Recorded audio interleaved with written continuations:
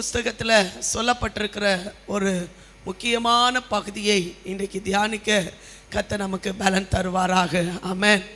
அந்த யோபு 21வது அதிகாரம் அதனுடைய 15வது வசனத்தை ஒரு முறை கூட வாசிங்க பார்க்கலாம். சர்வ வல்லவரை நாம் சேவிக்க அவர் யார்? அவரை நோக்கி ஜெபம் பண்ணுவதினால் நமக்கு பிரயோஜனம் என்ன என்கிறார்கள். 2 விதமான கேள்விகள்.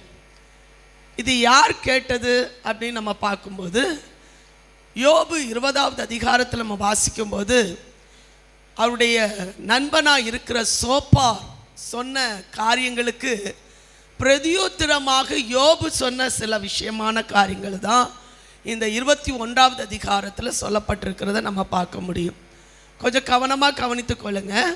சோப்பார் என்ன காரியத்தை சொல்லியிருக்கிறார் அப்படின்னா, நான் கர்த்தரை நிந்தித்தேன், அதனால் நான் கடிந்து கொள்ளப்பட்டிருக்கிறேன் என்று சொல்லப்பட்டிருக்கிற வார்த்தைக்கு சில முக்கியமான பகுதிகளை அவருடைய வாய் திறந்து சொன்ன வார்த்தைகளுக்கு பதிலாக யோபு இந்த இடத்துல துன்மார்க்கருக்கு ஏற்படுகிற வேதனையான அனுபவத்தையும் தேவனுடைய பிள்ளைகளுக்கு ஏற்படுகிற ஆசீர்வாதங்களையும் குறித்து முக்கியப்படுத்தி இந்த இடத்துல சொல்லியிருக்கிறத நம்ம பார்க்க முடியும். கொஞ்சம் கவனமாக கவனித்துக் கொள்வீர்களானால் இந்த 2 கேள்வியையும் யோபு தனக்கு முன்பாக இருந்த நண்பர்களை பார்த்து கேட்ட ஒரு கேள்வி என்ன அப்படின்னா, வேதத்தில் வாசிக்கிறோம், சர்வ வல்லவரை நாம் சேவிக்க அவர் யார்? இது யார் கேட்கறது அப்படின்னா, துன்மார்க்கமாய் வாழ்ந்து கொண்டிருக்கிற, நல்ல வாழ்க்கையில் வாழ்ந்து கொண்டிருக்கிற, எந்த பிரச்சனையும் வராமல், எந்த கஷ்டத்துக்கும் ஒப்பு கொடுக்காம, தேவனுடைய எந்த பிரச்சனைக்கும் ஆளாக்கப்படாமல் இருக்கிற ஒரு துன்மார்க்கனுடைய வாயிலிருந்து புறப்படுகிற ஒரு வார்த்தை தான் இந்த வார்த்தை. இந்த 2 கேள்விகளும் என்ன கேள்வி? சர்வ வல்லவரை நாம் சேவிக்க அவர் யார்? 2வது கேள்வி அவங்க கேட்குறாங்க, அவரை நோக்கி ஜெபம் பண்ணுவதினால் நமக்கு பிரயோஜனம் என்ன? ஆமென். இன்றைக்கு ஆராதிக்கிற தேவனுடைய பிள்ளைகளுக்குள்ளால இந்த சர்வ வல்லவர் யார் என்பதையும், நாம் ஜெபிப்பதனால் நமக்கு என்ன பிரயோஜனம் என்பதையும் அறிந்து கொள்ள கர்த்தர் நமக்கு பலன் தருவாராக. ஆமென். சர்வ வல்லவர் யார்? நம்ம ஆராதிக்கிற தேவன் எப்படிப்பட்டவர்? நாம் ஆராதிக்கிற தேவனுடைய மகத்துவம் என்ன? அவரை ஆராதிக்கிறதுனால கர்த்தர் நமக்கு என்ன செய்கிறார்? வேதத்தில் வாசிக்கும் போது ஆமென், இந்த சர்வ வல்லமுள்ள தேவன் எதையும் செய்ய வல்லமுள்ளவர். ஆமென். ஹல்லேலூயா. கசப்பு கொடுக்க அவரால் முடியும், மதுரத்தை கொடுக்க அவரால் முடியும், கட்ட அவரால் முடியும், நாட்ட அவரால் முடியும். ஆமென். ஒரு மனுஷனை உயர்த்த அவரால் முடியும், தாழ்த்த அவரால் முடியும். எதை கர்த்தர் செய்யணும்னு நினைக்கிறாரோ அதை செய்தெடுக்க அவரால் முடியும். ஆமென். மரித்தோரை உயிரோடு எழுப்ப அவரால் முடியும். எத்தனை பேர் ஆமென் சொல்ல முடியும்? ஆமென். சர்வ வல்லமுள்ள தேவன், ஆமென், அவர் யார் அப்படின்னு கேட்கிற கேள்விக்கு அவருக்குள்ளால தான் சகல ஆசீர்வாதத்தை கர்த்தர் என்ன செய்திருக்கிறார்? வைத்திருக்கிறார். ஆமென். எல்லா ஆசீர்வாதமும் வேதத்தில் சொல்லப்படும். யாக்கோபு 1வது அதிகாரம் அதனுடைய 17வது வசனத்தை எடுத்தவங்க வாசிங்க பார்க்கலாம். யாக்கோபு 1:17, நன்மையான எந்த ஈவும் பூரணமான எந்த வரமும் பரத்திலிருந்து உண்டாகி ஜோதிகளின் பிதாவினிடத்திலிருந்து இறங்கி வருகிறது. ஆசீர்வாதமும் எங்கிருந்து தான் வரணும்? அந்த சர்வ வல்லவரிடத்திலிருந்து தான் வரணும். ஆமென்.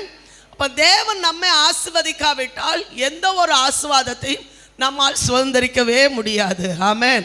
புரிஞ்சவங்க ஆமென் சொல்லுவீங்க. ஏன் கர்த்தருக்கு பயப்படணும்? ஏன் கர்த்தரை தொழுது கொள்ளணும்? ஏன் கர்த்தருக்கு முன்பாக ஓடி வரணும்? கர்த்தருக்காக நாம் ஏன் முக்கியத்துவம் கொடுக்கணும்? அந்த சர்வ வல்லமுள்ள தேவனிடத்திலிருந்து ஒரு இரக்கத்தை பெற்றுக்கொள்வதற்கு. ஆமென். சர்வ வல்லமுள்ள தேவன் நமக்கு இறங்கிவிட்டால் எல்லா காரியத்திலும் நமக்கு ஜெயத்தை தர அவர் வல்லமுள்ள தேவனாக இருக்கிறார். ஆமென். வேதத்தில் நம்ம வாசிக்கிறோம், ஆமென், சர்வ வல்லவர் உன்னதமானவரின் மறைவில் இருக்கிறவன் சர்வ வல்லவருடைய நிழலில் தாங்க. அந்த 91வது சங்கீதம் முழுவதும் நீங்கள் வாசித்து பார்த்தீங்கன்னா அவருடைய நிழலுக்குள்ளால கர்த்தர் வைத்திருக்கிற ஆசீர்வாதத்தை குறித்து நம்ம வாசிக்க முடியும். ஆமென். அப்போ அந்த நிழலிலே கர்த்தர் இவ்வளோ பெரிய ஆசீர்வாதத்தை வச்சிருப்பாருன்னா வேதம் தெளிவாக சொல்லுங்க. இதே யோபு புஸ்தகம் 22வது அதிகாரம் அதனுடைய 2வது வசனத்தை நீங்கள் வாசித்து பார்த்தீங்கன்னா, கர்த்தருக்கிடத்துல நீங்க திரும்பினால் கர்த்தர் நம்மளை திரும்ப கட்டி எழுப்ப என் தேவன் போதுமானவர். விசுவாசிக்கிறவங்க அந்த வசனத்தை எடுத்தவங்க, நீர் சர்வ வல்லவரிடத்தில் மனம் திரும்பினால் திரும்ப கட்டப்படுவீர், அக்கிரமத்தை உமது கூடாரத்துக்கு தூரமாக்குவீர்.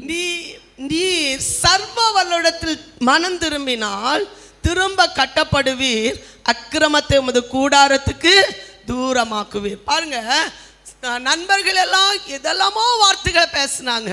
என்னெல்லாமோ அவர் பாவம் செய்ததுனால, முற்பிதாக்கள் செய்த பாவத்தினால, அவருடைய வாழ்க்கையில் ஏற்பட்ட பாவத்தினால, ஆமென், ஏழைகளுக்கு உதவி செய்யாததுனால ஏற்பட்ட பாவத்தினால, இப்படியெல்லாம் தான் அவரை குற்றப்படுத்தினாங்க. ஆனால் வேதம் தெளிவாக சொல்கிறது, கர்த்தரிடத்தில் வருகிற தேவனுடைய பிள்ளைகளை அவர் கைவிடுகிற தேவனே அல்ல. சர்வ வல்லமுள்ள, நீங்கள் யோபு புஸ்தகம் முழுவதும் நீங்கள் வாசித்து பாருங்க, அடிக்கடி உபயோகப்படுத்தப்படுகிற ஒரே வார்த்தை சர்வ வல்லவர், சர்வ வல்லவர். ஆமென், சொல்லுங்க, சர்வ வல்லவர்.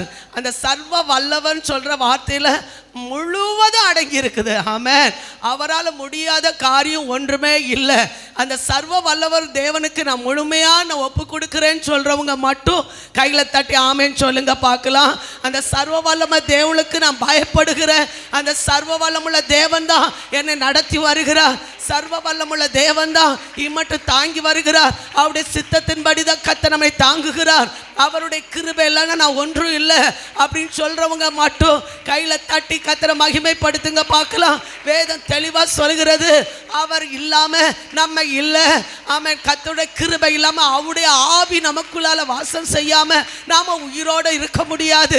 கர்த்தருடைய கிருபை தான் இம்மட்டும் நடத்தி வந்திருக்கிறது என்று விசுவாசிக்கிற தேவனுடைய பிள்ளைகள் விசுவாசத்தோடு சொல்லுங்க, அவர் இருக்கிறதுனால தான் வேதம் தெளிவா சொல்லப்பட்டு, அவர் இல்லைன்னா நம்ம ஒன்றுமே இல்லை என்பதை வேதம் தெளிவா சொல்லப்பட்டிருக்கிறது. ஹல்லேலூயா.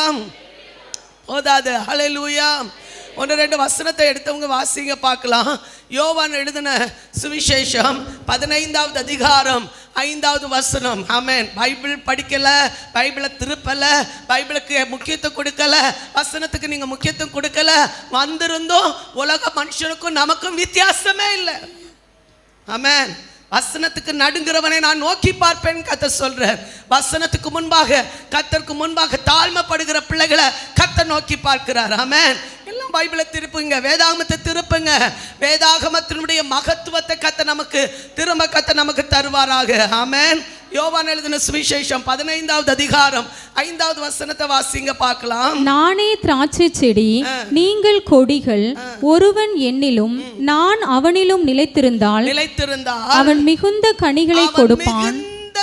நிலைத்திருந்தால் அவன் என்ன செய்வான்? மிகுந்த கனிகளை கொடுப்பான். என்னை அல்லாமல் உங்களால் ஒன்றும் செய்யக்கூடாது. இந்த வார்த்தை எல்லாம் சேர்ந்து, கர்த்தரே அல்லாமல் என்னால் ஒன்றும் செய்ய கூடாது. ஒரு முறை கூட சொல்லுங்க, என் கர்த்தரே அல்லாமல் உங்களால் ஒன்றும் செய்ய கூடாது. அதுக்கு முந்தின வசனத்திலே நீங்க வாசித்து பாருங்க, நீங்கள் நிலைத்திருந்தால் மிகுந்த கனிகளை கொடுப்பீர்கள். வாசித்து பாருங்க 4வது வசனம் கூட. என்னில் நிலைத்திருங்கள், நானும் உங்களில் நிலைத்திருப்பேன். கொடியானது திராட்சை செடியில் நிலைத்திராவிட்டால் அது தானாய் கனி கொடுக்க மாட்டாதது போல நீங்களும் என்னில் நிலைத்திராவிட்டால் கனி கொடுக்க மாட்டீர்கள். நிலைத்திராவிட்டால் நீங்கள் என்ன செய்ய முடியாது. அப்ப கர்த்தர் இல்லைன்னா நம்ம ஒன்றும் இல்லை. ஆமென். அவருக்கு முன்பாக நம்ம கொடியா இல்லைன்னா வேஸ்ட். ஆமென். எரிகிற ஒரு என்னது பதருக்கு ஒப்பாக சொல்லப்பட்டிருக்கிறது. ஆமென். பதரா இருக்கக்கூடாது, கனி கொடுக்கிறவங்களா இருக்க வேண்டும். எத்தனை பேர் அதை விசுவாசிக்கிறீங்க? நம்ம யாரா இருக்கக்கூடாது, பதரா இருக்கக்கூடாது, கனி கொடுக்கிறவங்களா இருக்கணும். அதனால தான் வேதம் தெளிவா சொல்லுது, சர்வ வல்லவருடைய வாழ்க்கையில் அவர் என்ன செய்யணுமா? நம் இணைந்து இருக்க வேண்டும். அப்படி நம் நிலைத்திருந்தால் வேதம் தெளிவா சொல்லுது, தான் செய்த கிரியைகளை அவனும் செய்வானாக. ஆமென். வாசித்து பாருங்க 1 யோவான் 2வது அதிகாரம் 6வது வசனத்துல, அவர் நடந்தபடியே நாமும் நடக்க வேண்டும் என்ற ஒரு கட்டளையும் என்ன செய்யப்பட்டிருக்கிறது? கொடுக்கப்பட்டிருக்கு. வாசிங்க பார்க்கலாம். அவருக்குள் நிலைத்திருக்கிறேன் என்று சொல்லுகிறவன் அவர் நடந்தபடியே தானும் நடக்க வேண்டும். சேர்ந்து அந்த வசனத்தை சொல்லாமே, அவருக்குள் நிலைத்திருக்கிறேன் என்று சொல்லுகிறவன் அவர் நடந்தபடியே தானும் நடக்க வேண்டும். ஆமென். சர்வ வல்லவர் சொல்லுகிற வார்த்தையின்படி செய்கிறவர்கள் அவர்கள் என்ன செய்கிறாங்க? நிலைத்திருக்கிறாங்க. ஆமென். சர்வ வல்லவர் யார்? அவர் எல்லாவற்றையும் ஆளுகிற வல்லமுள்ள ஒரு தேவன். ஆமென். வானத்தையும் பூமியும் உண்டாக்கினவர். அவருடைய கண்ட்ரோல்குள்ள சகலத்தையும் வைத்திருக்கும் போது நீங்களும் நானும் அவர் இல்லாமல் நம்மளால் வாழவே முடியாது. அப்போ முதல் பாயிண்ட் நீங்க கவனமாக கவனிக்கணும். அவரை சேவிப்பதற்கு அவர் யார்? அவர் தான் சகலவற்றையும் உண்டாக்கினவர். ஆமென். சகல ஆசீர்வாதம் அவரிடத்திலிருந்து அல்லாமல் வேறு யாரிடத்திலிருந்து நம்ம என்ன செய்ய முடியாது, பெற்றுக்கொள்ள முடியாது. ஆகவே சர்வ வல்லமுள்ள தேவனுக்கு அடிபணிந்துதான் ஆக வேண்டும். ஹல்லேலூயா. அடுத்து பாருங்க, ரெண்டாவது கேள்வி அதில் கேட்கப்பட்டிருக்குது. ஜெபம் பண்ணுவதினால், அவரை நோக்கி ஜெபம் பண்ணுவதினால் நமக்கு என்ன? ஆமென். உங்க பக்கத்தில் இருக்கவங்கள பார்த்து கேளுங்க, நம்ம ஜெபம் பண்ணுறதுனால என்ன பிரயோஜனம்னு கேளுங்க. என்ன சொன்னாங்க? ஒன்றுமே சொல்லலையா? ஆமென். கேட்டிங்களா? எல்லாத்தையும் கேட்டிங்களா? நீங்கள் ஜெபம் பண்ணுறதுனால உங்களுக்கு என்ன கிடைச்சுன்னு கேட்டிங்களா? ஆமென். ரொம்ப முக்கியமான கேள்வி இது. கிறிஸ்தவங்களுக்குள்ளாலும் கேட்கப்படுகிற கேள்வி இது. ஆமென். ஆராதிக்கிற பிள்ளைகளுக்குள்ளாலும் கேட்கப்படுகிற ஒரு கேள்வி இது. ஆமென். துன்மார்க்கம் மட்டும் கேட்கல, ஆராதிக்கிறவங்களுக்குள்ளாலும் கேட்கப்படுகிற ஒரு கேள்வி. நீ போய் ஜோம்னிக்கோ, என்னுடைய ஜபான்லாம் தேவையில்லை அப்படின்னு சொல்கிற காலகட்டத்தில் வந்திருக்கிற ஒரு காலம் இது. அதனால தான் வேதம் தெளிவாக சொல்கிறது, ஒரு துன்மார்க்கர் கேட்கும்போது இப்படி கேட்குறான், அவரை நோக்கி நம்ம ஜபிக்கிறதுனால நமக்கு என்ன பிரயோஜனம்? ஹல்லேலூயா. இப்படி கேட்குறவங்க யார் தெரியுமா? ஆமென். ரட்சிக்கப்பட்டிருந்தோம், ஆமென், தன் திறமையை நம்பிக்கொள்கிறவர்கள், கர்த்தரை சார்ந்து இருக்க விரும்பாதவர்கள், தாங்க இருக்கிற கால வரையிலும் தன்னையே சார்ந்திருக்க வேண்டும் என்று விரும்புகிறவர், தன்னுடைய ஞானத்தை விரும்புகிறவர்கள். ஆமென். கர்த்தருக்கு முதலிடம் கொடுக்க விரும்பாதவர்கள், தன்னைத்தானே வாழ வேண்டும் என்று விரும்புகிற ஒரு கூட்டத்தார் தான் இந்த கேள்வியை எழுப்புகிறவர்கள். ஆமென். அவர்களுக்கு என்ன நடக்குது என்பதை வேதம் தெளிவாக இந்த யோபு புஸ்தகத்தில் சொல்லப்பட்டிருக்கிறது. பாருங்க, இந்த கேள்வி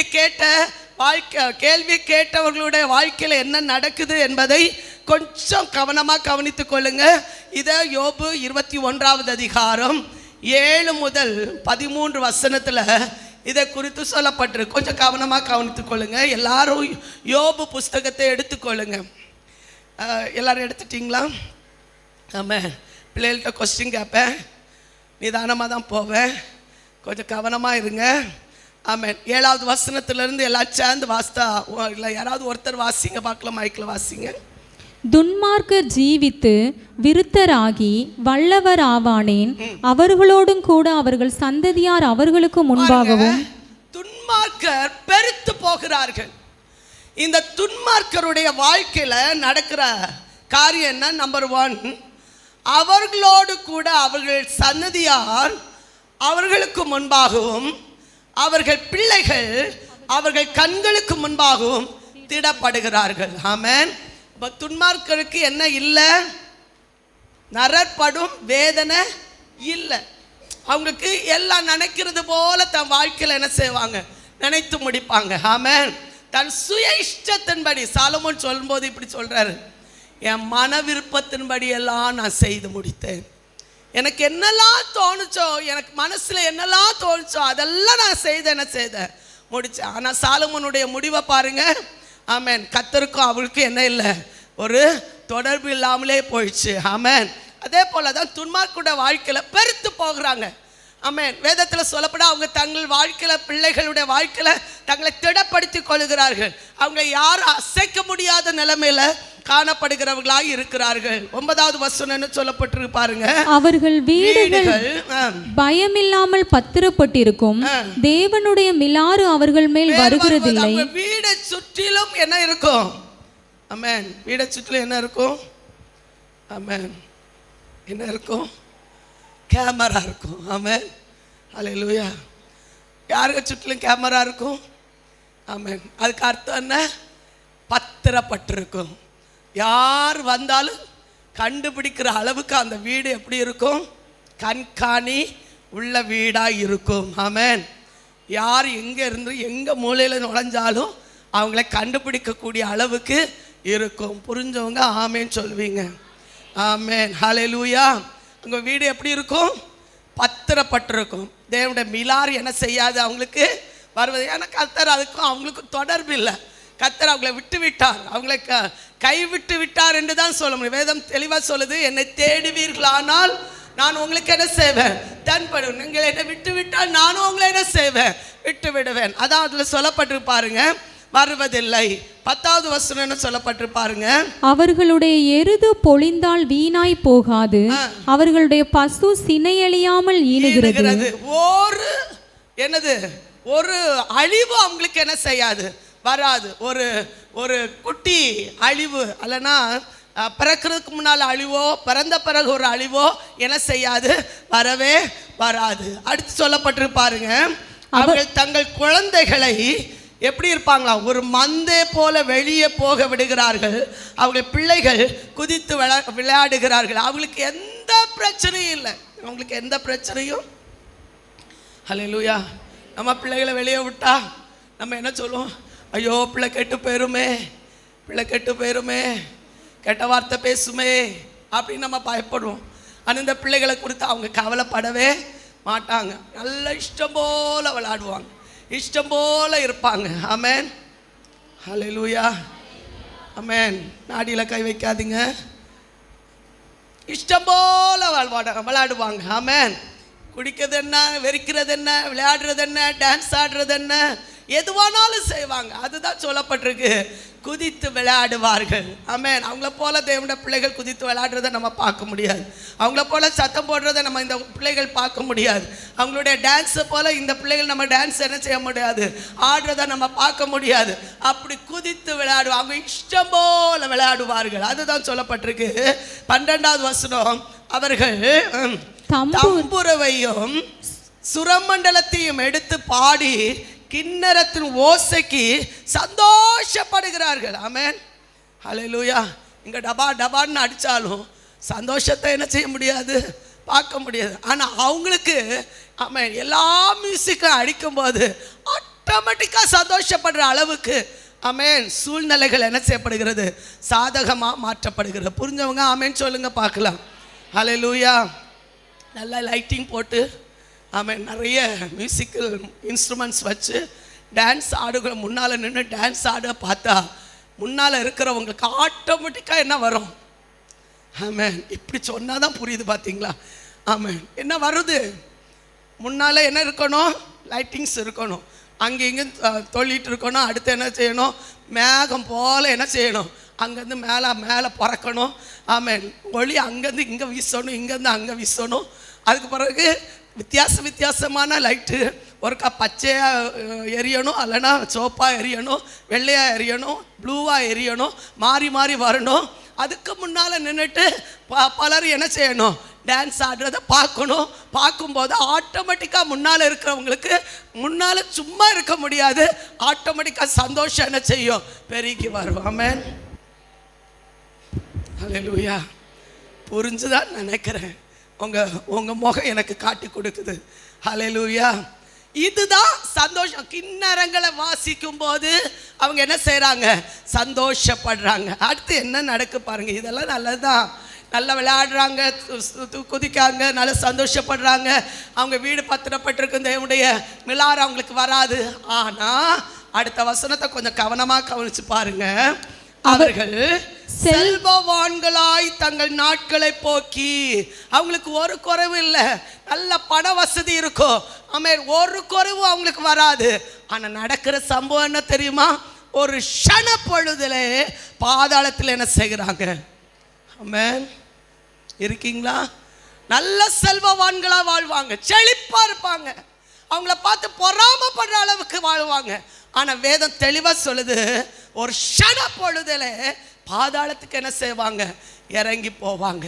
இவங்க தான் இப்படி ஒரு கேள்வி கேட்குறாங்க, கர்த்தரை துதிக்கிறதுனால அந்த சர்வ வல்லவர் யாரு, நம்ம ஜெபம் பண்ணுறதுனால நமக்கு என்ன பிரயோஜனம்? ஹல்லேலூயா.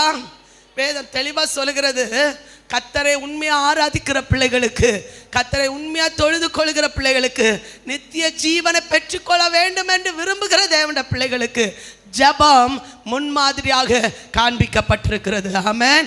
இயேசு கிறிஸ்து இந்த உலகத்தில் அவர் சர்வ வல்லமுள்ள தேவன் தான். ஆனால் மனிதனாக இந்த உலகத்தில் வந்தபோது ஜெபத்தை அவர் முக்கியப்படுத்தினார். ஆமென். ஜெபம் ஒரு முன்மாதிரியாக அவர் காண்பித்தார். எப்படி தெரியுமா? வேதத்தில் சொல்லப்பட்டிருக்கு, அவர் ஜெபிக்கணும்னு அவசியம் இல்லை. அவர் சர்வ வல்லமுள்ள தேவர், வானத்திலிருந்து கீழே இறங்கி வந்தவர். ஆனால் மனித அவதாரம் எடுத்ததுனால, மனுஷனாக அவர் வாழ்ந்ததுனால வேதம் தெளிவாக சொல்லப்பட்டிருக்கிறது, தன் ஊழியம் செய்த காலங்களில் 40 நாட்கள் உபவாசத்தோடு இருந்து ஜெபம் பண்ணினார். ஆமென். எத்தனை நாட்கள்? ஒரு ஊழியம் செய்கிறதுக்கு முன்னால தன்னை அர்ப்பணித்த நாட்கள் 40 நாட்கள். ஆமென். புசியாமலும் குடியாமலும். ஆமென். 3 நாளாவது நான் புசிக்காமலும் குடிக்காமலும் தேவ சமூகத்தில் உட்கார்ந்து ஜெபித்திருக்கிறேன்னு சொல்றவங்க மட்டும் ஒரு ஆமென் சொல்லுங்க பார்க்கலாம். ஆமென். ஹல்லேலூயா. 40 நாள் வேண்டாம், 3 நாள். 3 நாள். ஏன்னா 3 நாள் ரொம்ப முக்கியமானது. மறுபிறப்பு பிறக்கிறதுக்கு, நம்மளை கோதுமை மணியை சாக விடுக்கிறதுக்கு, நம்ம மணி கீழே விழுந்தா மட்டும்தான் அது ஆண்டவர் சமூகத்தில் என்ன செய்யும்? புது பொழிவோடு எழும்பி நிற்கும். விசுவாசிக்கிற ஆமென் சொல்லுங்க பார்க்கலாம். 3 நாட்கள் புசியாமலும் சொல்லுங்க, எல்லாம் சேர்ந்து சொல்லுங்க, புசியாமலும். இது உங்களுக்கு 3 நாட்கள் தான். அவர் இயேசு கிறிஸ்து 40 நாட்கள் இருந்து நமக்காக ஜீவனை கொடுத்திருக்கிறார். ஹல்லேலூயா. ஊழியத்தை நிறைவேற்றி இருக்கிறார். ஊழியம் செய்கிறதுக்கு முன்பாக தன்னை அர்ப்பணித்து இருக்கிறார். அது ஒரு நல்ல வசதியான இடத்துல அல்ல, அவரை கொண்டு ஒரு வனாந்திரத்தில் கொண்டு போய் விட்டார். ஆவியானவர் அவரை கொண்டு போய் விட்ட இடம் எங்க தெரியுமா? வனாந்திரமான இடம். ஆமென். நம்முடைய வாழ்க்கையிலையும் கர்த்தர் ஒரு வனாந்திரமான இடத்துல கொண்டு போய் 3 நாட்கள் தேவ சமூகத்தில் காத்திருந்து நம்ம ஜெபிப்போமானால் நம்மை கொண்டு தேவனுடைய திட்டத்தை நிறைவேற்றி முடிக்க என் தேவன் போதுமானவர். விசுவாசிக்கிற கையில தட்டி ஆமென் சொல்லுங்க பார்க்கலாம். உபவாச ஜெபம் முதல்ல. ஆமென். இயேசு கிறிஸ்து காண்பித்த முன்மாதிரியில முதல் ஜெபம் உபவாச ஜெபம், தன்னை தான் அர்ப்பணித்த ஜெபம், தேவ சமூகத்தில் தாழ்த்தின ஜெபம். ஹல்லேலூயா. யார் தேவ சமூகத்தில் ஒப்பு கொடுக்கிறார்களோ அவங்களை கொண்டு தேவனுடைய ராஜ்யம் என்ன செய்யப்படும்? கட்டப்படும். ஹல்லேலூயா. தேவனுடைய ராஜ்யம் கட்டப்பட வேண்டும் என்றால் அவங்க ஜெபிக்கிறவங்களா இருந்தா மட்டும்தான் அவங்களை கொண்டு கர்த்தர் பெரிய காரியங்களை கர்த்தர் செய்வார். ஹல்லேலூயா. முதல்ல வேதத்தில் அடுத்த இயேசு கிறிஸ்து காட்டின அடுத்த ஜபத்தை குறித்து சொல்லப்பட்டிருக்கு. லூக்கா எழுதின சுவிசேஷம் 5வது அதிகாரம் 16வது வசனத்தை நீங்க வாசித்து பாருங்க. அவர் தனித்து போய் ஜெபிக்கிறவராய் இருந்தார். வாசிங்க பார்க்கலாம். 5வது அதிகாரம் 16வது வசனம். அவரோ வனாந்திரத்தில் தனித்து போய் ஜெபம் பண்ணி கொண்டிருந்தார். பின்பு ஒரு நாள் போதும், தனித்து போய் தனி ஜெபம். ஆமென். ஹல்லேலூயா. இயேசு கிறிஸ்து தனித்து போய் ஜெபித்தார். தனிய ஜெபம், தனி ஜெபம். நீ கூட்டமா இப்படி ஜெபிக்கிறது எல்லாருமே ஜெபம் பண்ணிடலாம். ஆமென். எல்லாரும் சேர்ந்து கை தட்டிடலாம், எல்லாரும் சேர்ந்து பாட்டு பாடலாம். பாதி பேர் பாட்டு பாடலாம், பாதி பேர் பாட்டு பாடாமல் இருக்கலாம். ஆமென். பாதி பேர் ஆவில நிரம்பலாம், பாதி பேர் ஆவில நிரம்பாமல் இருக்கலாம். இயேசு கிறிஸ்து தனித்து போய் வனாந்தரமான ஒரு இடத்துல போய் என்ன செய்தார்? ஜெபிக்கிறவராய் இருந்தார். அடுத்து பாருங்க, இயேசு கிறிஸ்து ராமுழுதும் ஜெபிக்கிறவராய் இருந்தார். ஆமென். இதெல்லாம் அவர் ஜெபிக்கணும்னு அவசியமே இல்லை. அவர் ஜெபிக்கணும்னு இல்லை. நம்ம எதுக்காக? நம்மை உருவாக்குவதற்காக, நம்மை விடுதலாக்குவதற்காக, நம்மை ரட்சிப்பதற்காக, நமக்காக ஜீவனை கொடுப்பதற்காக அவர் தன்னை பலப்படுத்தி கொண்டார். ஆமென். வேதம் சொல்லப்பட்டிருக்கிற வாசிங்க பார்க்கலாம். லூக்கா எழுதின சுவிசேஷம் 6வது அதிகாரம் 12வது வசனத்தை எடுத்தவங்க வாசிங்க. இந்த பக்கம் வாசிங்க பார்க்கலாம். லூக்கா எழுதின சுவிசேஷம் 22வது அதிகாரம் 44வது வசனத்தை வாசிங்க பார்க்கலாம். அந்நாட்களிலே ஜெபம் பண்ணும்படி ஒரு மலையின் மேல் ஏறி முழுவதும் தேவனை நோக்கி ஜெபம் பண்ணி கொண்டிருந்தார். தேவனை நோக்கி என்ன செய்தார்? ஜெபம் பண்ணி கொண்டிருந்தார். ஆமென். ஜெபம் எப்போதும் பண்ண வேண்டும் என்பதுதான் தேவனுடைய சித்தம். ஆமென். சோதனைக்கு உட்படாதபடிக்கு எப்பொழுதும் ஜெபம் பண்ண வேண்டும் என்று கர்த்தர் நமக்கு என்ன செய்கிறார்? கட்டளை கொடுக்கிறார். அடுத்தது வாசிங்க பார்க்கலாம். லூக்கா 22:44வது வசனம். மிகவும் ஊக்கத்தோட. ஆமென். ஊக்கத்தோடனா என்ன? மெதுவா ஜெபம் பண்ற ஜெபமா இல்லை, ஜீவனை கொடுத்து. ஆமென். ஒரு இடத்துல சொல்லப்பட்டிருக்கு மகா சத்தமா. ஆமென். தன் ஜெபத்தில் என்ன செய்தார்? விண்ணப்பம் பண்ணினார். ஹல்லேலூயா. மகா சத்தமா. இன்னைக்கு ஊக்கமாய் ஜெபிக்கிற ஜெபம் மிகவும் பலம் உள்ளதா இருக்கிறது. புரிஞ்சவங்க ஆமென் சொல்லுவீங்க. உங்க சத்தம் ஜீவன் உள்ளதா மாறட்டும். ஆமென். ஒரு காரியத்தை சொல்ல விரும்புகிறேன். ஜீவனுள்ள தேசத்துல ஜீவன் உள்ளவர்கள் என்ன செய்வாங்க? கர்த்தரை துதிப்பார்கள். ஆமென். ஜீவனோடு கர்த்தரை துதிப்பார்கள். அவங்களுடைய வாயிலிருந்து துதிக்கிற துதி ஜீவனுள்ளதாய் காணப்படும். ஆமென். அவர்களால் மட்டும்தான் ஊக்கத்தோடு என்ன செய்ய முடியும்?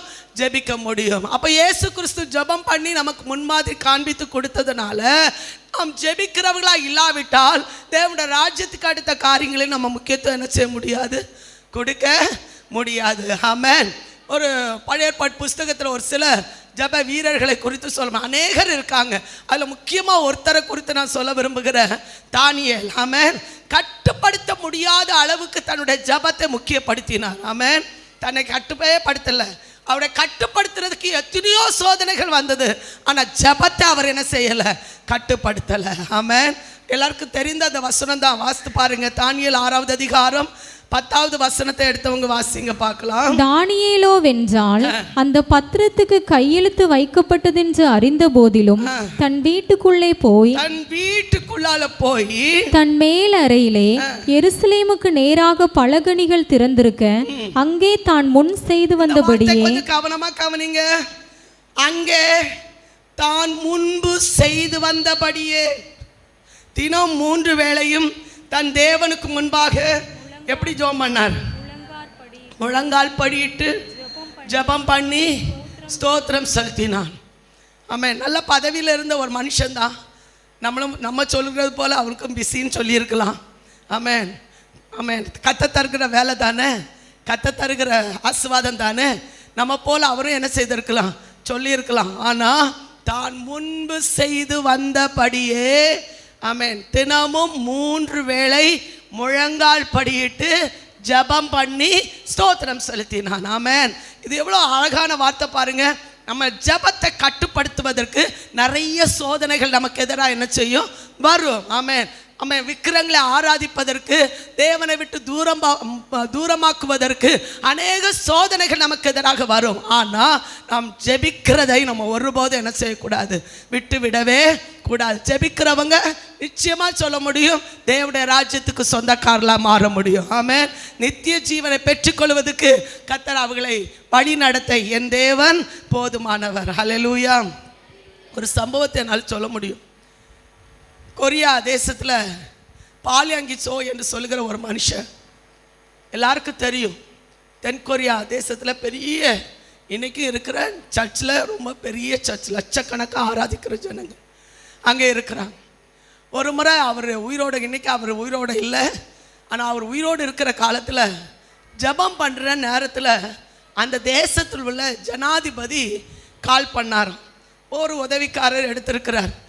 கால் பண்ணி இப்படி பாலியாங்கு சோ இருக்கிறாரா, அவரிடத்துல நான் பேசணும், அவர் கையில் கொஞ்சம் கொடுப்பீங்களா அப்படின்னு கேட்கும்போது அந்த உதவிக்காரர் சொன்ன ஒரு வார்த்தை என்னென்னா, அவர் இப்பொழுது ஜெபம் பண்ணி கொண்டிருக்கிறார்.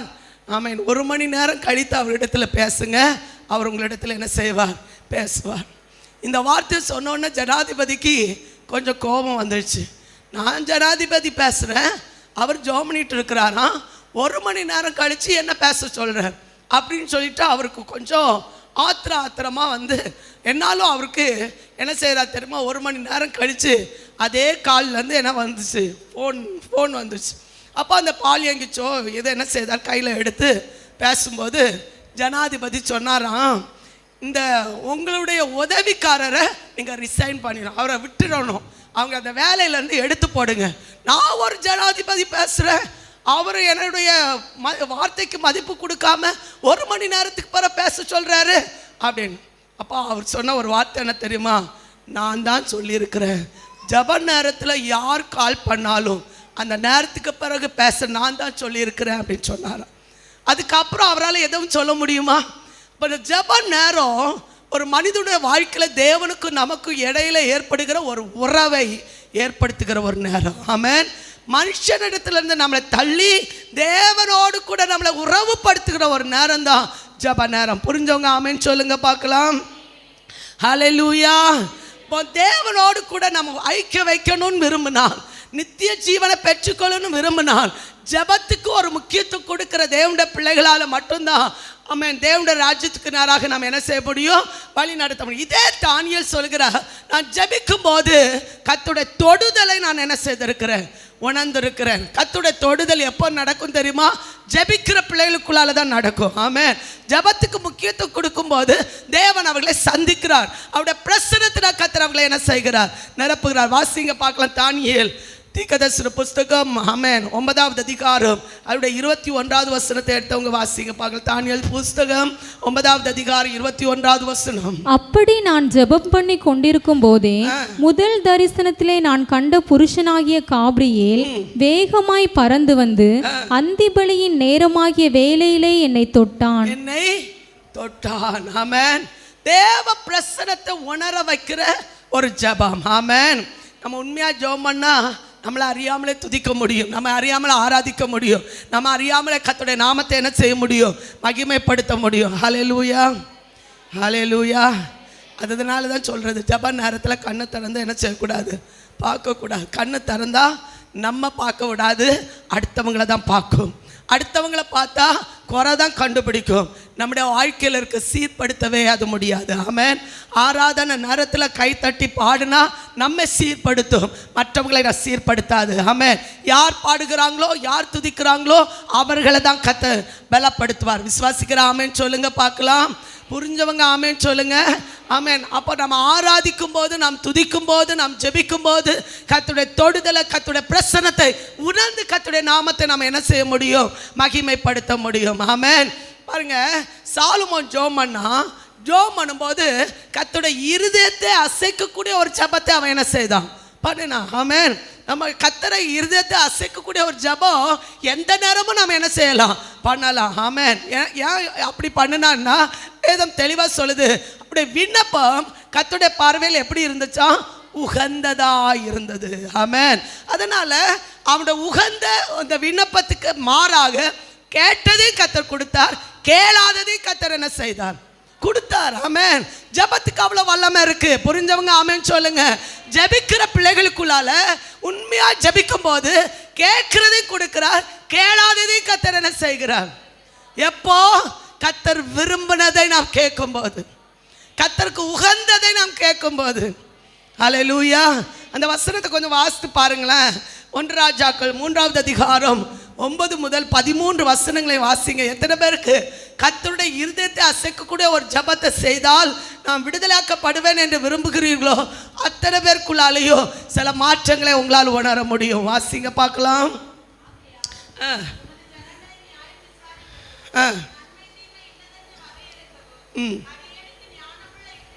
ஞானமுள்ள இருதயத்தை தந்தருளும்.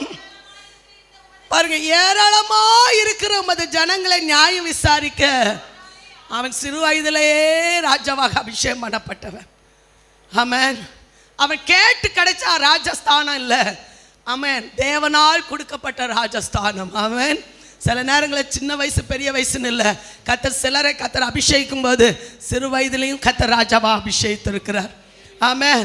அப்படி அபிஷேகப்படப்பட்டவன் தான் இந்த சாலமோன். ஆனால் அந்த சாலமோன் கேட்ட ஒரு ஜெப விண்ணப்பம் என்ன? ஆண்டவரே, இந்த ஏராளமான ஜனங்களை விசாரிக்க யாரால கூடும்? இந்த ஜனங்களை விசாரிக்க ஞானம் எனக்கு தாங்க. ஆமென். அல்லேலூயா. எத்தனை பேர் இந்த கால வேளையில இப்படி நீங்க கேட்க முடியும்? ஆண்டவர் உம்மை பிரியப்படுத்துகிற ஒரு ஆராதனை செய்ய எனக்கு கிருபை தாங்க. ஆமென். உம்மை பிரியப்படுத்துகிற ஒரு வாழ்க்கை வாழ எனக்கு கிருபை தாங்க. தாவீது கேட்டார். ஆமென். பிரியப்படுத்த வார்த்தை பேச எனக்கு கிருபை தாங்க. ஆமென். சுத்த இருதயத்தை என்ன சிருஷ்டிங்க. ஆமென். சாலமோன் இப்படி கேட்டான் ஆண்டவர் சமூகத்தில், ஆண்டவரே, இந்த ஏராளமான ஜனங்களை விசாரிக்க யாரால கூடும்? எனக்கு ஞானம் தாங்க ஆண்டவரே அப்படின்னு கேட்டான். அதுக்கு வேதம் என்ன சொல்லுது பாருங்க, 10வது வசனம். சாலமோன் இந்த காரியத்தை கேட்டது ஆண்டவருடைய பார்வைக்கு உகந்த விண்ணப்பமா இருந்தது. ஆகையினால் தேவன் அவனை நோக்கி, நீ உனக்கு நீடித்த நாட்களை கேளாமலும் ஐஸ்வர்யத்தை கேளாமலும் உன் சத்துருக்களின் பிராணனை கேளாமலும் நீ இந்த காரியத்தையே கேட்டு. இந்த 3 காரியமும் மனுஷன் கேட்கிற காரியம். இதெல்லாம் மேல 3 காரியம் சொல்லியிருக்கு. என்னெல்லாம்? ஆண்டவரே, வருஷக்கணக்கா உயிரோடு இருக்க எனக்கு என்ன செய்யுங்க? கிருபை தாங்க. ஆமென். எத்தனை பேருக்கு அப்படி ஆசை இருக்கு? அல்லேலூயா. வருஷக்கணக்கா உயிரோடு இருக்க எனக்கு கிருபை தாங்கன்னு எத்தனை பேருக்கு ஆசை இருக்கு? நீங்கள் கேட்டாலும் கேட்காம இருந்தாலும் முன்குறிக்கப்பட்ட நாள் வரையிலும் உயிரோடு இருந்து தான் ஆகணும். அல்லேலூயா. நீங்கள் போகணும்னு நினச்சாலும் போகாது, இருக்கணும்னு நினச்சாலும் இருக்காது. கர்த்தர் வச்சிருக்கிற நாள் வரையிலும் ஓடிதான் ஆகணும். அல்லேலூயா. அந்த ஐஸ்வர்யத்தை அவன் என்ன செய்யலை, அந்த வாழ்நாளை என்ன செய்யலை, அவன் கேட்கல. ரெண்டாவது என்ன சொல்லப்பட்டிருப்பாருங்க, ஐஸ்வர்யத்தை நீ கேட்கல. எல்லாரும் என்ன கேட்பாங்க, எனக்கு இவ்வளோ பெரிய ஐஸ்வர்யம் தேவை, எல்லாரும் நடத்த ஞானம் வேணும், அதே பட்சத்தை எனக்கு என்ன வேணும், ஐஸ்வர்யம் வேணும், அதையும் கேட்கல. மூன்றாவது, சத்துருக்களிலும் பிராணனையும் நீ என்ன செய்யல, கேட்கல. ஆமென். நீ இந்த காரியத்தையே கேட்டு நியாயம் விசாரிக்கிற கேட்ட ஞானத்தை உனக்கு வேண்டி கொண்டபடியால் அடுத்த வார்த்தை என்ன சொல்லுது பாருங்க, உன் வார்த்தையின்படி செய்தேன். அப்ப ஜபத்தின் மூலம் கேட்கப்படுகிற விண்ணப்பத்துக்கு என்ன உண்டு, பதில் உண்டு. ஹல்லேலூயா. சாலமோனுக்கு கர்த்தர் கொடுத்தார், கொடுத்ததை மாத்திரம் அல்ல, ஞானமும் உணர்வுள்ள இருதயத்தை உனக்கு தந்தேன், இதில் உனக்கு சரியானவன், அந்த வார்த்தை ரொம்ப முக்கியமானது, உனக்கு சரியானவன் உனக்கு முன் இருந்ததும் இல்லை, உனக்கு சரியானவன் உனக்கு பின் எழும்போதும் இல்லை, இதுவும் அன்றி நீ கேளாத ஐஸ்வர்யத்தையும் மகிமையும் உனக்கு தந்தேன், உன் நாட்கள் இருக்கிற ராஜாக்கள் ஒருவனும் உனக்கு சரியானவன். ஹல்லேலூயா. கர்த்தர் ஆசீர்வதிச்சா ஆசீர்வாதம் தான், கர்த்தர் கொடுத்தா கொடுத்தது தான். கர்த்தர் ஞானத்தை கொடுத்தா எந்த மனுஷனால் அதை என்ன செய்ய முடியாது, எடுக்க முடியாது. ஐஸ்வர்யத்தையும் எடுக்க முடியாது, ஞானத்தையும் எடுக்க முடியாது. கர்த்தர் கொடுத்தவைகளை எந்த மனுஷனால் தொடவே முடியாது. ஹல்லேலூயா. நம்ம ஜெபிக்கிறவங்க ரொம்ப தைரியசாலிகள், அவங்க யாரை கண்டு பயப்படணும்னு அவசியம் இல்லை. கர்த்தர் நம் கூட இருக்கிறார், கர்த்தர் நம்மை வழி நடத்துவார் என்ற ஒரு விசுவாசம் அவங்களுக்குள்ளார கர்த்தர் செயல்பட கர்த்தர் கிருபை கொடுக்கிறார். ஹல்லேலூயா. ஒரு இருதயத்தை அசைக்கக்கூடிய ஜெபம் ஒரு மனுஷன் செய்வார்களானால் கர்த்தர் கேட்கிறதையும் கொடுப்பார், கேளாததையும் என்ன செய்வார், கொடுப்பார். நன்மை கிருபை நம்ம என்ன செய்யும், தொடர. விசுவாசிக்கிறீங்களா? அடுத்து சொல்லப்பட்டு பாருங்க, பவுலுடைய வாழ்க்கை பாருங்க.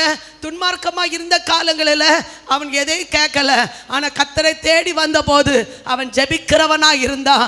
கர்த்தர் அவனை அபிஷேகித்தார், அவனை அநேகருக்கு ஜாதிகளுக்கு அவன் உபதேசியாய், போதகனாய், அப்போஸ்தலனாய் கர்த்தர் அவனை நிலைநிறுத்தினார். ஆமென். எப்போ, ஜெபிக்கும் போது, ஜெபித்த போது, ஜெபம் பண்ணுகிறவனாய் மாறின போது கர்த்தர் அநேகருக்கு பிரயோஜனம் உள்ளவனாய் கர்த்தர் மாற்றினார். இன்னைக்கும் ஜெபிக்கிற ஜெப ஆவி நமக்குள்ளால கர்த்தர் ஊற்றப்படுவதாக.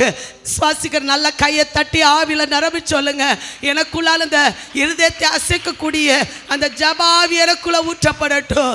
ஜெபிக்கிற ஒரு கிருபை எனக்கு தாங்க, சந்தேகமா ஜெபிக்க, அவிசுவாசப்படாமல் ஜெபிக்க எனக்கு அபிஷேகத்தை தாங்க. உண்மையாகவே இந்த வார்த்தை பேசிக் கொண்டிருக்கும் போது சிலருக்குள்ளால் இருக்கிற அசுத்த கிரிய வல்லமைகள் ஓடுகிறதை ஆவிலன உணர்கிற, ஜெபம் செய்ய முடியாதபடி, ஆமென், ஜெபத்துக்கு முக்கியத்துவம் கொடுக்க முடியாதபடி, ஆவில நிரம்ப முடியாதபடி சத்துருவானவன் தடை பண்ணி வைத்திருக்கிற சத்துடைய எல்லா திட்டங்கள் இயேசுவின் நாமத்தினால இப்பொழுது முறியடிக்கப்படுவதாக. விசுவாசிகள் நல்ல கையை தட்டி ஆவில நிரம்பி சொல்லுங்க. சின்ன பிள்ளைகள், வாலிபர்கள், பெரியவர்கள், உங்களுக்குள்ள அந்த ஜெபாவி ஊற்றப்படுவதாக. கர்த்தருடைய இருதயத்தை அசைக்கக்கூடிய ஒரு ஜெபம் நம்முடைய இருதயத்திலிருந்து புறப்பட்டு வருவதாக. ஆமென். நம்முடைய இருதயத்திலிருந்து புறப்பட்டு வருவதாக. ஜெபிக்கிற ஜெபம், தனி ஜெபம், ஊக்கமாய் ஜெபிக்கிற ஜெபம், ராமுழுதும் ஜெபிக்கிற ஜெபம், உபவாசத்தோடு ஜெபிக்கிற ஜெபம் நம்முடைய இருதயத்திலிருந்து புறப்பட்டு வருவதாக. நல்ல நல்ல கையை தட்டி சொல்லுங்க. ஜெபிக்க விடாம ஜெபத்துக்கு விரோதமாய் செயல்படுகிற சத்துடைய ஆதிக்கங்க, ஆவிக்குரிய ஆசீர்வாதங்களை தடை பண்ணுகிற பொல்லாதக்குரிய வல்லமைகள் இயேசுவின் நாமத்தில் இப்பொழுதே முறியடிக்கப்படுவது. நல்லா நம்ம சின்ன பிள்ளைகளுக்கு சத்தம் கேட்கல, வாலிபர்கள், பெரியவர்கள் எல்லாம் கையை தட்டி சொல்லுங்க. நம்ம ஜெபிக்கிறவங்கள கர்த்தரை மாற்றுங்க. கர்த்தர் உகந்த விண்ணப்பம் பண்ண கர்த்தரை கிருபை தாங்க. ஹல்லேலூயா. போதாது. ஹல்லேலூயா. ஆமென். வாசிங்க பார்க்கலாம். மார்க் எழுதின சுவிசேஷம் 11வது அதிகாரம் 23, 24 வசனங்கள் வாசிக்கும் போது, ஆமென், நம்ம ஜெபிக்கிறதுனால ஜபத்தின் மூலம் சகலத்தையும் நாம் பெற்றுக்கொண்டேன் என்று விசுவாசிக்க வேண்டும் என்று வேதம் சொல்லுகிறது. வாசிங்க. எவனாகிலும் இந்த மலையை பார்த்து நீ பெயர்ந்து சமுத்திரத்திலே தள்ளுண்டு போ என்று சொல்லி தான் சொன்னபடியே நடக்கும் என்று தன் இருதயத்தில் சந்தேகப்படாமல் விசுவாசித்தால் அவன் சொன்னபடியே ஆகும் என்று மெய்யாகவே உங்களுக்கு சொல்லுகிறேன். சொன்னபடி ஜெபிக்கிறவங்க ஒரு வார்த்தை விசுவாசத்தோடு சொன்னா அதன்படி கர்த்தர் செய்வார். ஹல்லேலூயா. இந்த வார்த்தை புரிஞ்சவங்க ஆமென் சொல்லுங்க பார்க்கலாம். ஜெபிக்கிறவங்க விசுவாசத்தோடு வார்த்தை சொன்னா அது மழை ஆனாலும் சரி, பிரச்சனை ஆனாலும் சரி, வியாதி ஆனாலும் சரி, போராட்டமானாலும் சரி, பிசாசு ஆனாலும் சரி, உலகமானாலும் சரி, எதுவானாலும் ஜெயிக்க கர்த்தர் நமக்கு பலன் தருவார். புரிஞ்சவங்க ஆமென் சொல்லுங்க பார்க்கலாம். ஹல்லேலூயா. கேட்கணும், விசுவாசிக்கணும், பெற்றுக்கொள்ளணும். ஆமென். கேட்கணும், விசுவாசிக்கணும், பெற்றுக்கொள்ளணும். இப்படி நம்ம பெற்றுக்கொண்டா நித்திய ஆசீர்வாதத்துக்கு நேராக கர்த்தர் என்ன செய்வார்? நடத்துவார். நம்மளை மறுரூபமாக்க அவர் போதுமான தேவனாக இருக்கிறார். விசுவாசிக்கிறீங்களா? நம்மளை மாற்றுவார். வேதத்தில் சொல்லப்பட்டிருக்கு, நம்மளை புது சிருஷ்டியாக கர்த்தர் நம்மை மாற்றுவோம். 1-2 வசனத்தை மட்டும் டக்குன்னு வாசிங்க. அப்போஸ்தலர் 26:10-11 வாசிங்க பார்க்கலாம். இந்த பக்கம் வாசிங்க பைபிளை எடுங்க, திருப்புங்க. அப்போஸ்தலர் 26:10-11. அப்படியே நான் கொஞ்சம் விட்டு கொடுங்க. அப்போஸ்தலர் 26:10-11 வாசிங்க. ஆமென். எடுத்துட்டீங்களா?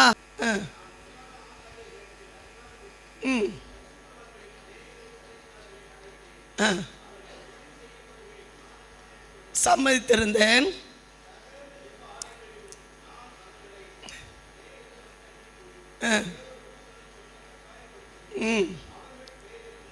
பாருங்க, தேவ தூஷணம் சொல்ல நான் என்ன செய்தேன்? இப்போ பாருங்க, சிலர் வாழ்க்கையில் போனால் துணிஞ்சு போய் உட்கார வச்சு பூசணம் பூத்து என்னெல்லாமோ போட்டு என்னெல்லாமோ செய்து அனுப்புகிறாங்க. ஆமென். கட்டாயப்படுத்துதல், மறுதலி. இயேசுவை இல்லைன்னு சொல்லு, இயேசு இல்லை, நான் இயேசுவை மறுதலிக்கிறேன்னு சொல்லு.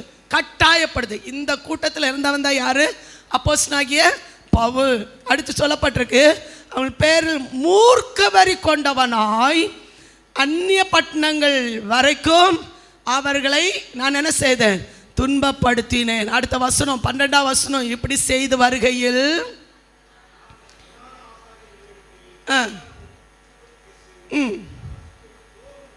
போகும்போது மத்தியான வேளையில், ராஜாவே, நான் வழியில சூரியனுடைய பிரகாசத்திலும் அதிகமான ஒளி வானத்திலிருந்து என்னையும் என்னுடன் கூட பிரயாணம் பண்ணினவர்களையும் சுற்றி பிரகாசிக்க கண்டேன். ஜபம். ஆமென். உங்களுக்காக ஜெபித்த ஜபம் சாதாரணமான ஜபம் இல்லை. யாருக்காக ஜெபித்த ஜபம்? சவுலை சந்திக்கிறதுக்காக. ஆமென். சபையார் ஜெபித்த ஜபம் சாதாரணமான ஜபம் அல்ல. ஹல்லேலூயா. இருக்கீங்களா? ஜபத்தினால் ஜெயம் பெற்றவங்க எல்லாம் ஒரு ஆமென் சொல்லுங்க பார்க்கலாம். ஹல்லேலூயா.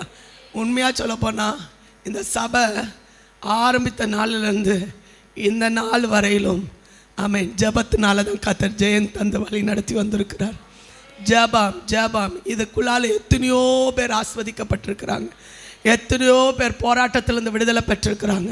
எத்தனையோ பேர் தேவ சமூகத்திலோட விடுதலை ஆமென் ரட்சிப்பை பெற்றிருக்காங்க. எத்தனையோ பேர் ஞானஸ்தானம் பெற்றிருக்காங்க. எத்தனை பேர் ஆவிக்குரிய மேன்மை பெற்றிருக்காங்க. எத்தனை பேர் நித்திய ஜீவனுக்கு நேரம் வழி நடத்தப்பட்டிருக்காங்க. இதுக்கெல்லாம் அடிப்படை ஜபம். ஆமென். இதுக்கெல்லாம் அடிப்படை ஜபம். ஜபம் இல்லாமல் அது நேர் வழியா இல்லை, குறுக்கு வழியா எதையும் சாதிக்க முடியாது. கர்த்தரில் நாம் நிலைத்திருக்க வேண்டும் என்றால் ஜெபிக்கிற ஜபம் நமக்கு மிகவும் அவசியமானது. ஹல்லேலூயா.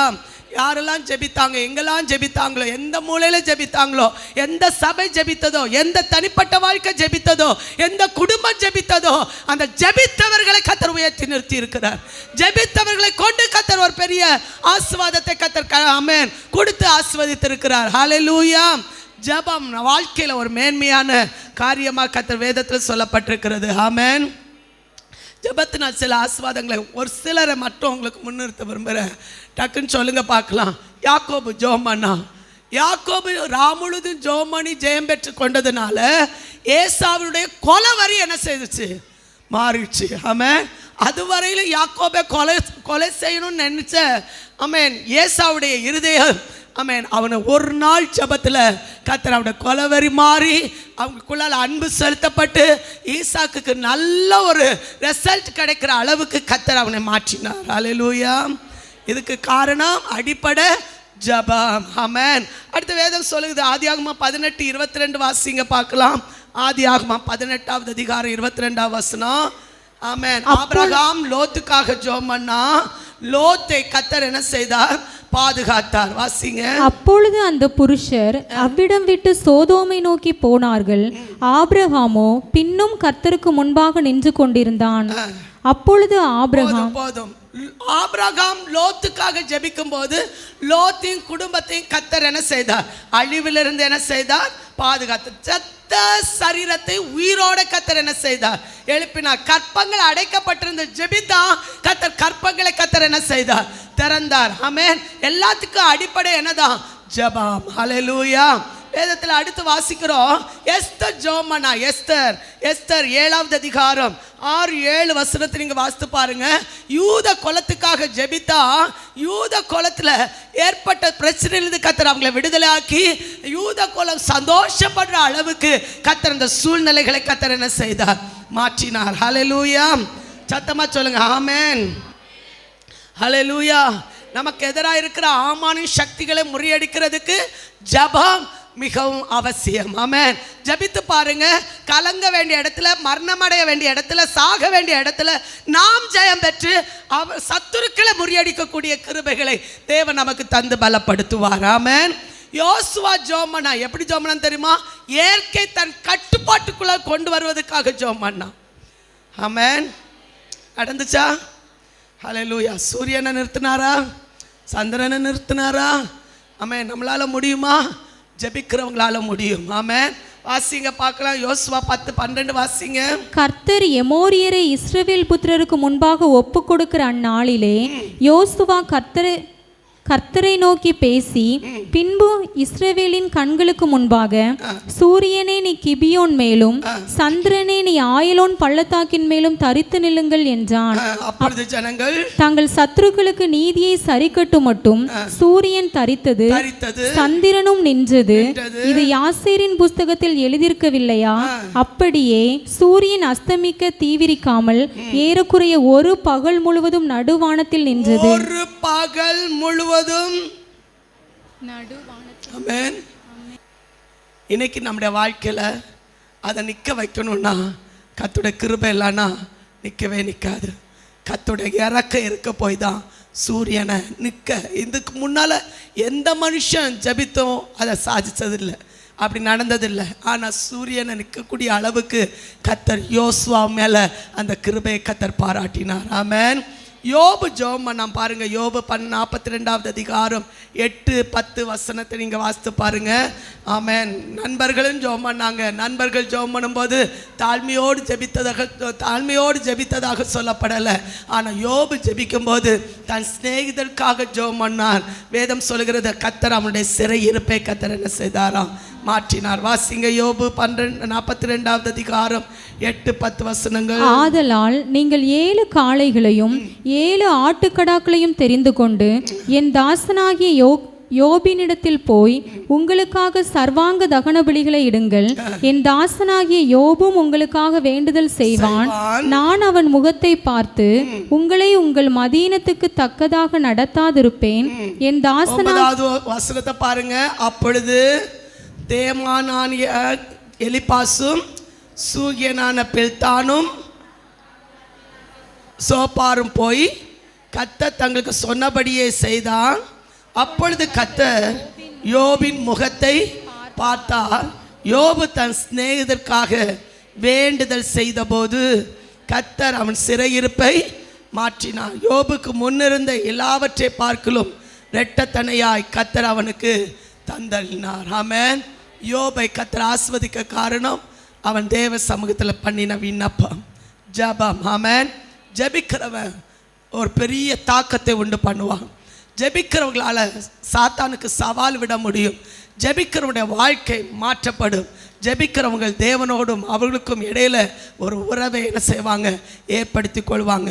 ஜெபிக்கிறவங்களால மட்டும்தான் நித்திய ஜீவனுக்குள்ளால பிரவேசிக்க முடியும். ஜெபிக்கிறவங்களுக்கு தான் ஆமென் தேவனுடைய ராஜ்யத்துக்கு அடுத்த காரியங்களுக்கு ஒரு வழியை கர்த்தர் அவங்களுக்கு காண்பித்து கொடுக்க முடியும்.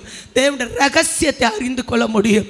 ஜெபிக்கிறவங்களால் மட்டும்தான் அற்புதங்களை அடையாளங்களை தன் கண்களுக்கு முன்பாக கண்டு சந்தோஷப்பட்டு களி கூற முடியும். ஜெபிக்கிறவங்களால் மட்டும்தான் முகத்தை பிரகாசத்துக்கு நேராக வழி நடத்த முடியும். வேதம் தெளிவாக சொல்லப்படும், அவரை நோக்கி பார்த்த முகங்கள் பிரகாசம் அடைந்தது, அவங்க முகங்கள் என்ன செய்யலை, வெட்கப்பட்டு போனதில்லை. ஹல்லேலூயா. ஜெபிக்கிறதுனால என்ன பிரயோஜனம்? அவரை நோக்கி பார்த்து ஜெபிக்கிறதுனால என்ன பிரயோஜனம்? சூழ்நிலை நமக்காக மாறும். ஆமென். சர்வ வல்லவர் நமக்காக உதவி செய்ய என் தேவன் போதுமானவர். துன்மார்க்கர் சொல்லலாம், ஆனால் கர்த்தரோ நமக்காக யுத்தம் பண்ணுகிறவர். கர்த்தர் நமக்காக யாவையும் செய்து முடிக்க